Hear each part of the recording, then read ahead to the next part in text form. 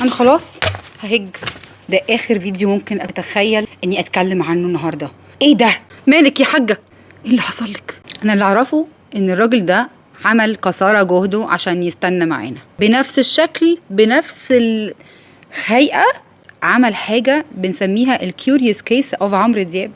وبرغم ده كله وبرغم كل اللي هو عمله من مجهود علشان يقدر يخليه موجود في المشهد ويبليز يو، من اول حفره بصينا للمشهد. أنا أدعو الفنان الكبير عمرو دياب.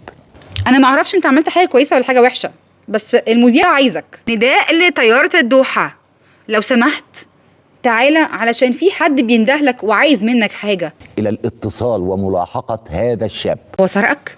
ويرسل له سيارة تجيبه من أي مكان. انت هتضطر تكلف بقى، هتروح تجيب الراجل. معلش، حصل ايه؟ هذا الشاب المكافح البسيط الجميل، ويسجل معاه فيديو ويعتذر له أمام الناس، يرد له اعتباره. تعتذر له؟ هو في ايه؟ هو غالبا مش عارفه في حد هيعتذر للتاني، بس انا مش عارفه مين لغايه دلوقتي. عمرو دياب والفيديو، وضرب واحد بالقلم. ضربته بالقلم في وسط الناس؟ طب ما اكيد هيقولوا كده، هنعمل ايه؟ طيب ما هي الناس بتاخد في شويه بشر بنسميهم فيجوال. الناس دي بتاخد بالصوره اللي بره دي، اول حاجه تحصل قدامهم مخهم ما بيلحقش يعمل بروسيسنج لاي حاجه. هم شايفين المشهد كده خلاص تمام. انا في الطبيعي ما بقيتش افهم حقائق الامور، يعني بقيت دايما حتى احتماليات اكبر بكتير قوي ان الحاجه دي ما تكونش حقيقيه، بما ان بقى في اي وبما ان بقى في حاجات كتير قوي ممكن تتوجه بايد بشر. فكان عندي احتماليه صغيره ان ممكن يكون الموضوع ده متركب متفبرك. وبعدين قعدت افكر، هو فعلا ممكن يكون ده حاصل؟ انا مش هقعد اشغل نفوخي باخبار النجوم، عندي حاجات تانية بهتم بيها. بس انا بصراحه لقيت ان ده ماتيريال حلو، تعالوا كده يعني نمزمز فيه مع بعضينا. اتعلمت مؤخرا ان في شويه اسس كده نفكر بيه علشان نقدر نعقل امورنا. اتعلمت ده متاخر، يعني ولا اتعلمت في المدرسه ولا اتعلمته في الحياه، انا اتعلمته مؤخرا لما قررت افهم. الاول نبدا بالفيديوهات اللي موجوده.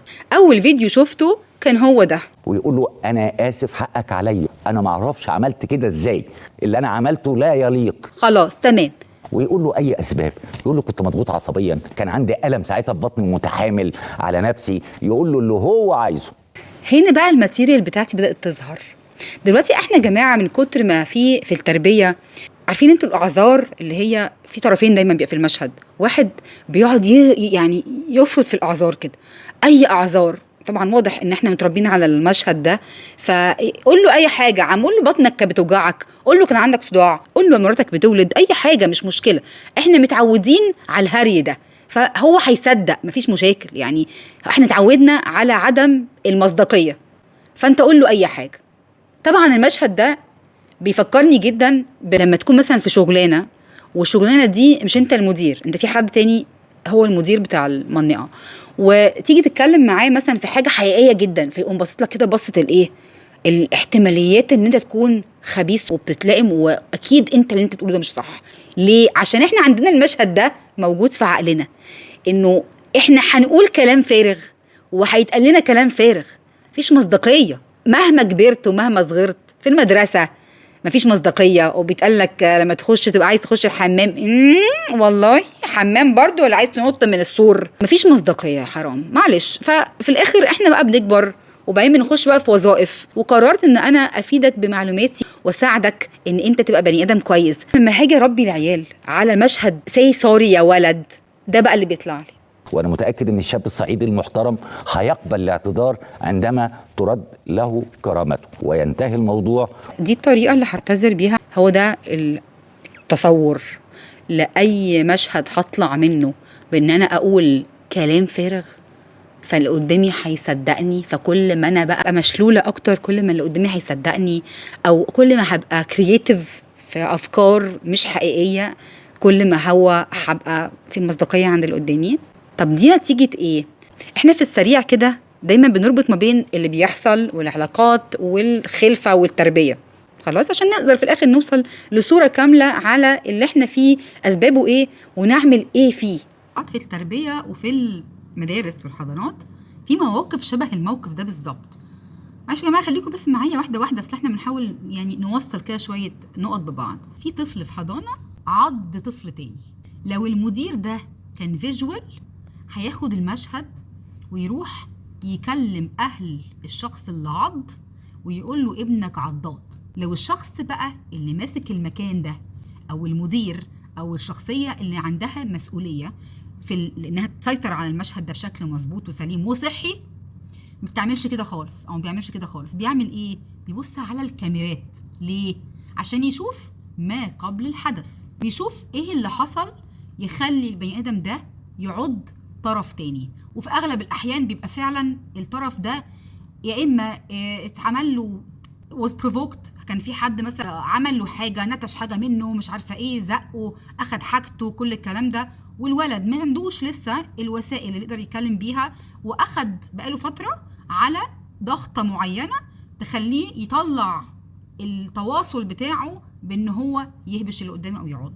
وده غالبا بيحصل كتير جدا لما يكون الطفل لسه ما كانش ماشي في الجزء بتاع التواصل بتاعه والكلام، ويكون عنده مش هقول تاخر في الكلام، وان هو نزل في الوقت اللي هو كان محتاج يبقى قاعد في البيت مع محيط صغير يتكلم مع امه عن اشياء موجوده في البيت. لكن للاسف ساعات كتير قوي الاهل ما بيكونوش موجودين وبيضطروا ان هم لاسباب حياتيه ان هم يودوا الطفل في الحضانه علشان يقدر يتواصل مع الاطفال اللي هناك والناس الكبار اللي هم قليلين كبروبورشن للناس الصغيرين، وبالتالي ما عندوش قدره ان هو يتواصل بالشكل الجيد، وبيتساب للسرفايفل انستنكت اللي بنتكلم عنها كتير، اللي هي غريزه البقاء اللي بتخليني الا انا اطلع اجري واعيط في حضن المدرسه، او اروح اهبر اللي قدامي، او اتسمر لغايه لما اروح لمامتي واطلعه عليهم في البيت. ماشي، المذيع كان من انصار سي سوري، بس كده خلاص. طيب احنا في التربيه الموضوع ده ما بقاش موجود انيمور. ليه؟ لانه احنا بنتكلم على حل المشاكل، في مهارات الانسان محتاج يكتسبها في الحياه عشان ما يطلعش يهندل المشاكل بسي سوري والموضوع يخلص وخلاص وهو عنده فوق 50 و60 و100.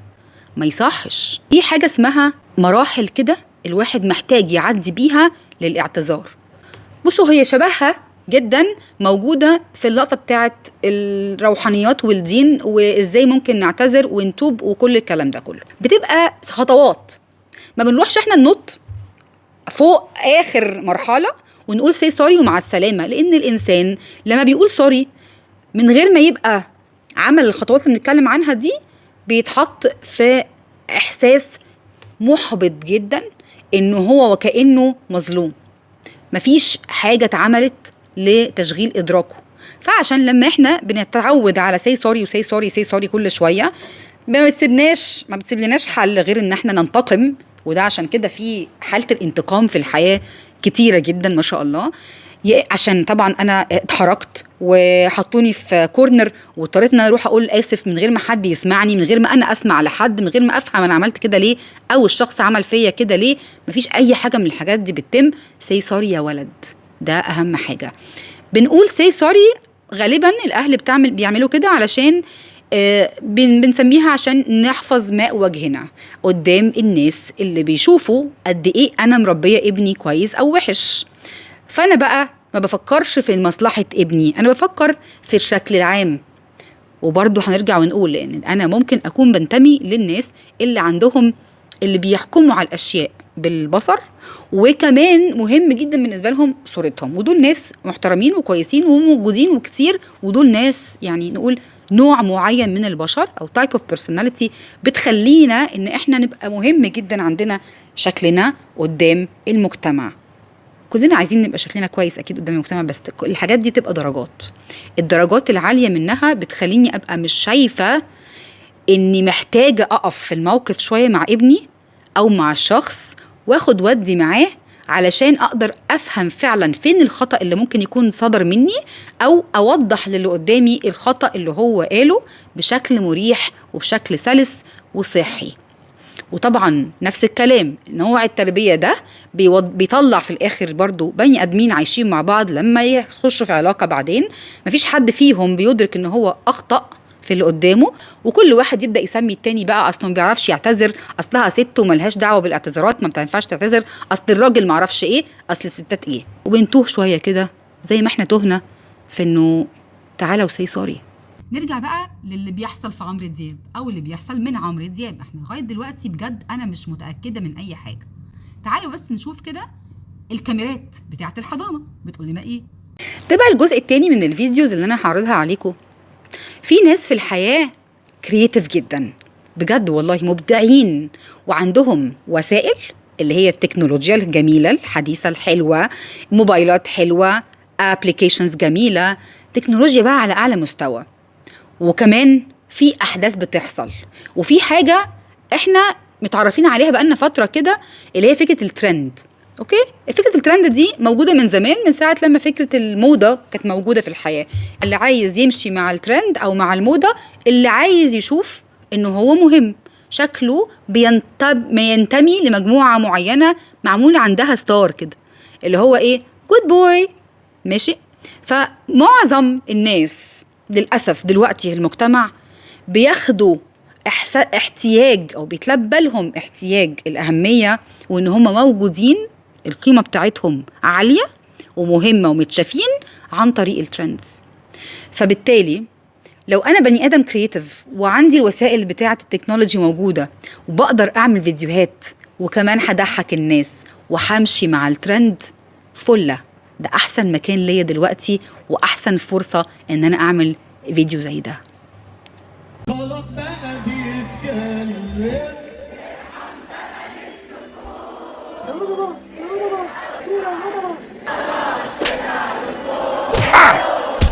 بس تعالوا ما نفترضش برضو ان الشخص ده شخص شرير، ممكن يكون دي وظيفته، ممكن يكون هو محتاج يمشي بسرعه مع ترند عشان في الاخر هو ده اللي هياخد مثلا مرتبه في الاخر بيزد اون الانتاج اللي هو هيعمله من فيديوهات. انا ما اعرفش ومدخلتش ورا الناحيه التانية من المشهد وما شفتش الكاميرات بتاعت المشهد ده، فانا ما اعرفش احكم لان انا ولا حد في المشهد ده. بس تعالوا نخش كده ونبص فعلا على الكاميرات اللي كانت موجوده من الناحية التانية واللي عرضتها واحدة من القنوات. وتعالوا نتفق على حاجة، دايما بيبقى فيه حدث بيبقى فيه ناس مع وناس ضد، ناس بتحاول ترجع الشخص ده للدرجة اللي هو كان موجود عليها، وناس تانية بتحاول تعمل العكس عشان تركب ترند او whatever بقى هنسميها ايه دلوقتي او في المستقبل. المهم ان في الاخر كله بيحاول يشاور على فكرة انه هو كويس.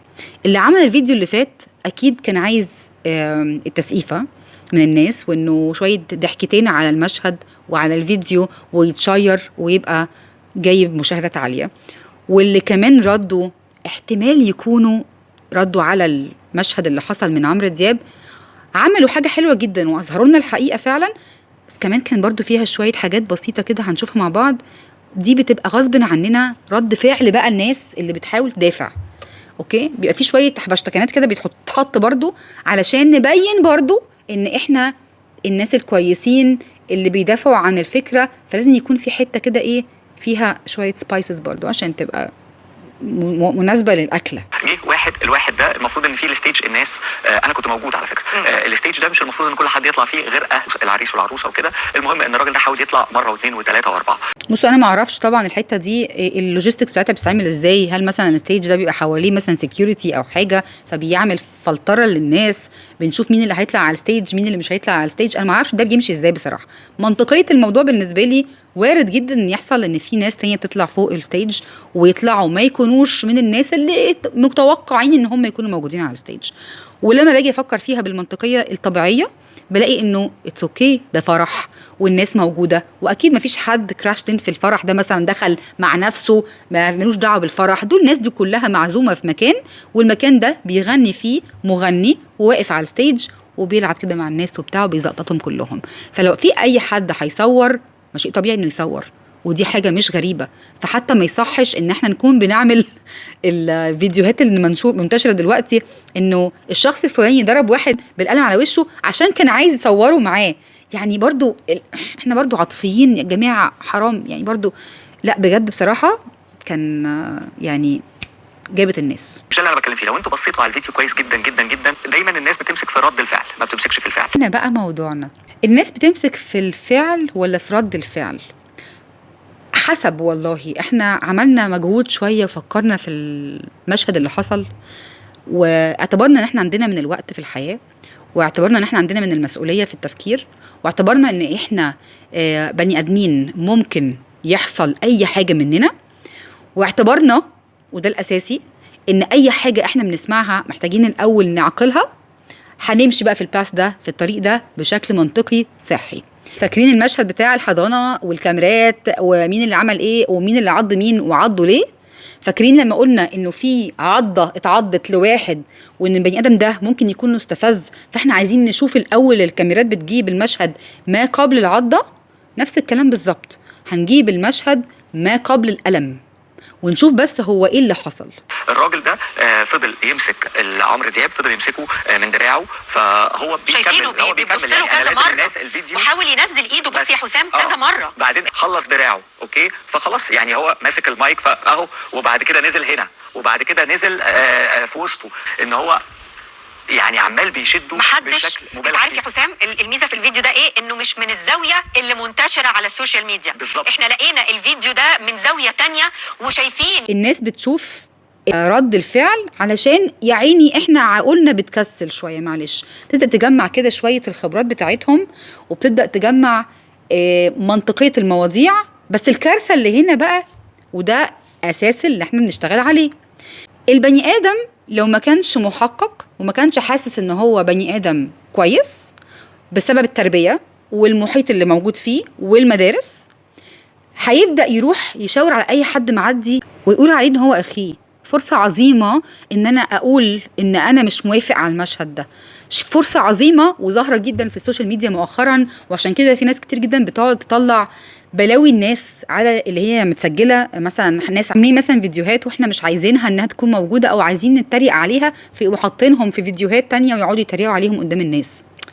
يعني ده كله علشان اطلع نفسي ان انا فله وحلوه وجميله، او طف ان ده جاي من خزي موجود قبل كده اوريدي، متربي معانا واحنا صغيرين، او متربي من ضمن الحاجات اللي جات لي من المدارس، من فكره ان انت اخي، انا عايزك دايما تبقى احسن، عايزك تبقى احسن، المقارنه ما بين الاطفال، المقارنه ما بينك وما بين مجهودك وما بين مجهود حد تاني، والريزلت اللي طالعه منها، النتائج اللي بتطلع من مجهودات الناس، وفي الاخر خزي بشع طالع وبيدفع في وشنا دلوقتي. فضل يقرصه جامد جدا زي ما احنا شايفين. اوعى يعني واحد بيقرصه بجنبه، يعني ايه الحب في ده؟ وانا شايفه ان في شد وفي دخول في منطقه مش بتاعه البني ادم ان هو يخش فيها، وشايفين كويس قوي ان فعلا في يعني مسكان لبني ادم لحد. لما كنا بنتكلم على السرفايفل انستنكت او غريزه البقاء، بتوصلنا لايه؟ بتوصلنا للقطات الحلوه دي، ان في وسط ما انا في وسط زحمه، انا اوريدي عارف ان انا طبيعي كمغني ممثل حد مشهور، في وسط الزحمه انا متعود عليها بس كمان متعود ان ممكن يحصل حاجات غريبه انا مش المفروض تكون اتعرض ليها. يعني انا طبيعي ان انا اكون يا اما حواليا بقى سكيورتي يمنعوا شويه الناس اللي بيخشوا في الاماكن اللي هي مش المفروض يخشوا فيها. جسم البني ادم مش الطبيعي ان البني ادمين يقوموا رايحين وهابشينك وماسكينك وجرينك وشدينك وزقينك وكل الكلام ده. بس في نفس الوقت الناس كمان اتعودت على فكره العشم من برضه زمان. تعالى يا حبيب قلبي، بص انكل، تعالى يا حبيب قلبي سلم على معرفش مين، ونلاقي فجأة الشخص راح هجم على الطفل هجوم غير طبيعي، ونفعص في خلقة الطفل ونحضر فيه من غير ما نستأذن او من غير ما حتى نبلغه ان احنا داخلين عليك. وعشان كده حتى الموضوع ده برضو كان متكرر كتير في التوعية اللي ليها دعوة بالعلاقات، ان كمان برضو لما نيجي نتعامل مع البشر اللي هم واحد وواحدة، مفيش حاجة اسمها ههجم عليكي او ههجم على مش عارفة مين علشان انا حلو وجميل. في حاجة اسمها انا موافق او انا موافقة، وبالتالي نقدر نخش على الدايرة اللي هي نسميها بقى ايه، البابل بتاعت البني ادم اللي هي حواليه، او الحدود اللي احنا مش عارفين عنها حاجة خالص، حدود حوالين جسمك كده مش المفروض ان البني ادم يعديها غير لما يسألك. وطبعا للأسف ده بيتاخد في الرجلين لما بنقعد نقول انا بهزر ومش عارفة ايه، وانا عشان ابقى كول وبسيط وبتاع فاقوم لاعب اللعبة الحلوة دي. البني ادم ده اتشاف ان هو عادي اللي هو عمله، وفعلا هو ممكن يكون شخص غلبان جدا في الفكرة بتاعت انه ما يعرفش ان في حدود، وما كانش واخد باله ان هو بيعمل حاجه مش حلوه، واتصدم بالقلم اللي نزل على وشه. وده فعلا حقيقي حاجه تصدمه جدا، لان هو فعلا ما كانش متوقع ده، لان ما كانش واخد على فكره الحدود. لكن يقرصوا ويعملوا ومش عارفه ايه، ممكن تكون دي شويه حاجات كده من الحاجات اللي هي الحبشتكنات اللي بتتحط على المشهد علشان ندافع بشكل قوي جدا وبكل اسلحتنا عن الشخص المتهم بحاجه. في نهايه الفيديو انا بجد عايزه ادعي بجد من قلبي لاولادي ولاولادكم ولا الناس القريبين مننا، يا رب ما يبقوش يتحطوا في موقف في يوم من الايام ان هم يلغوا فكره التفكير بتاعتهم، يلغوا المنطقيه. محتاجين يشغلوا المنطقيه وهم بيتربوا، وندي فرص لاولادنا ان هم يفكروا في الحاجات باشكال مختلفه وطرق مختلفه عشان نشغل العقل اللي هو زي ما احنا قلنا قبل كده في فيديوهات تانية. العقل ده مش حاجه ملموسه جوه مخنا، ده شيء فانكشن بنحتاج نشغله علشان يطلع في الاخر يطلع لنا نتيجه كويسه صحيه نقدر نشتغل بيها في الحياه اليوميه لما نكبر. ملهاش دعوه خالص سني لا يعني ان انا بني ادمه كويسه او بفكر صح او بفكر بمنطقيه، او الخبرات بتاعتي الحياتيه كلها مع الشغل ومع البوستس اللي انا وصلت لها، كل الكلام ده كله مالوش دعوه، ما لا يعني اني كنت مشغل العقل بتاعي بالشكل الصحي اللي يخليني ابقى انسانه مصحه صحيه بتعامل في الدنيا بالشكل اللي بصلح فيها مش بفسد فيها. يا رب بجد ما يحطش ولادي ولا ولادكم في الموقف ده في يوم من الايام، وما يبقوش من الناس اللي ماشيين بس وخلاص كده علشان يشبعوا الاحتياج بتاع الاهميه بتاعهم من بره من الحياه بشكل الاكستريم ده اللي يخلينا في الاخر معميين وماشيين مشدودين بس من رقبتنا وخلاص. فكروا دايما في اي حاجه انتوا بتشوفوها قبل ما تحكموا عليها. هتحكموا كده ولا كده، مفيش حد ما بيحكمش على حاجه، بس محتاج تبقى بتحكم على الاقل بعقلك انت. في اسباب تخلي البني ادم ما يعرفش يحكم فعلا ويفهم الاشياء اللي ما عندوش اهميه لفكره الفهم. ليه ما بنبقاش عايزين نفهم قبل ما نحكم على الحاجات؟ لان في حاجه تانية هي سابقه الاهميه عندنا. الحاجه اللي احنا عايزين فعلا نعملها هي اني اقول لقيت فرصه حلوه ان انا اقول رايي، ما اقولش رايي ليه.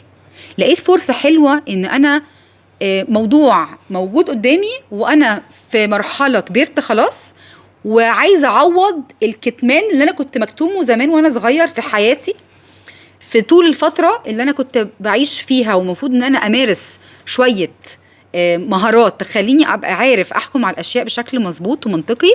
انا في الفتره دي كلها مدرسه او بيت انا متزبط، انا مخروص. ليه؟ علشان ما ابقاش مش متربي. لو انا رديت مثلا رد معين انا المفروض اكون محترم، بقول اوكي، بوافق على اراء الناس اللي بتربيني عمياني. فبالتالي باجي عليا وقت معين بلاقي ان انا عندي فرصه كويسه جدا ان انا اقول رايي، ما اقولوش ليه؟ وما اقولش رايي ليه من غير ما افكر اصلا فيه. انا دلوقتي وقت ان انا اقول رايي على الملأ، ودلوقتي وقت ان الناس تسمعني. عشان كده ببقى عطشانه جدا من كتر الجوع اللي انا كنت جعانه له وانا صغيره، فابدا اطلع للدنيا واستغل اي فرصه اتكلم وارغي فيها من غير ما افكر، لان الاهميه بتاعت التفكير اقل بكتير جدا من الاهميه بتاعت ان انا اقول، لاني باخد في الاخر قيمتي من تشجيع البشر لما بقول. واكيد في وقت او في لحظه معينه من اللحظات لما هقول حاجه اونلاين او على السوشيال ميديا اكيد في ناس هتقولي برافو، من غير ما برضو يفكروا في ان انا بقوله ومن غير ما يعملوا اي حاجه. واللي غيرهم هيكون بيفكر او حتى عايز يعارض علشان برضو يبقى اسمه ان هو قال رايه، فممكن حتى يخش في الراي بتاعي ويعترض عليه وبرضو من غير ما يفكر، لان هو برضو عايز ياخد فرصته في انه يقول. في راي تاني يخليني اقعد اقول رايي على طول من غير ما احاول افكر فيه او افهم انا بقول رايي ده على انهي اساس وحكمت على انهي اساس. ان انا فعلا عايز امشي مع المجموعه.